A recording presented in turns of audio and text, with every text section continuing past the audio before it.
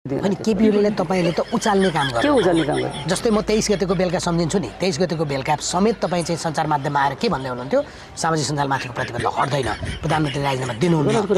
तपाईँ जसरी प्रस्तुत भइरहनु भएको थियो त्यो पहिलो वाक्य सच्चै हेर्नु तपाईले आफ्नो खोरिया प्रतिबन्ध हट्दैन भने हैन तपाईले किन भनेको भने आएन यसमा सबभन्दा बढी चाहिँ स्ट्यान्ड लिने मान्छे तपाईँ हैन त्यतिका सो तपाईँ त गलत कुरा बुझ्नुहुन्छ अलिकति लाज हिन भन्ने त मान्छेमा हुन पर्छ सुन प्रकरण भन्नुस् त सुन काण्डको छानबिन अब अघि बढाउनुहुन्छ गृहमन्त्री तत्कालीन गृहमन्त्रीले त आयोगको रिपोर्टै लुकाइदिनु हो अब सार्वजनिक गर्नुहुन्छ बिस्तारै हुन्छ कहिले बिस्तारै हुन्छ कहिले यो तिथि मिति गरेर त भन्नुपर्छ मैले तपाईँसँग पर्यो नि उहाँले जनतालाई नभने कसलाई भन्नुहुन्छ जनताले मध्ये तपाईँ मन्त्री हुनु भयो हैन यो मुलुक यस्तो मुलुक बन्यो कि अहिले के गरेर पनि तपाईँलाई सुकै पाउनु तपाईँ 38 सालदेखि सबै निरन्तर रूपमा जनप्रतिनिधिदेखि राजनीतिक मान्छे तपाईले लिन पर्दैन त्यसको दोष सबै दोष पोलिटिकल पार्टीले मात्रै लगाउने कि जनतालाई पनि लगाउने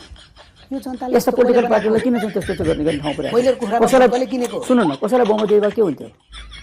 गणतन्त्र आएपछि किन नदिएको तपाईहरु बहुमत दिने जस्तो अनुहार छ त तपाईहरुको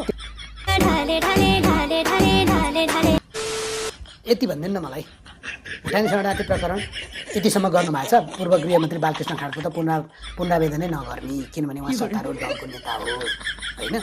अब यस्तो दिन पनि आउन सक्छ तपाईँको पार्टीको निलम्बित सचिवलाई पनि छुटकारा दिने सांसदलाई होइन त्यो पनि गर्नुहुन्छ होला सुन काण्ड त बिर्सि नै सक्नुभयो होला खोइ अगाडि बढेको कुन चाहिँ कुरो गर्नुभएको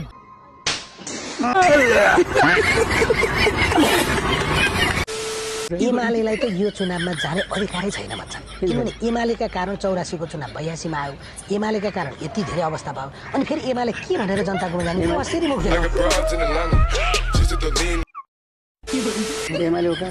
कारण हो काङ्ग्रेस पनि कारण हो लोकसभा पनि कारण हो सरकारमै कारण हो सरकारमा त्यही सबैलाई भन्नु तपाईँ एमाले किन भन्नुहुन्छ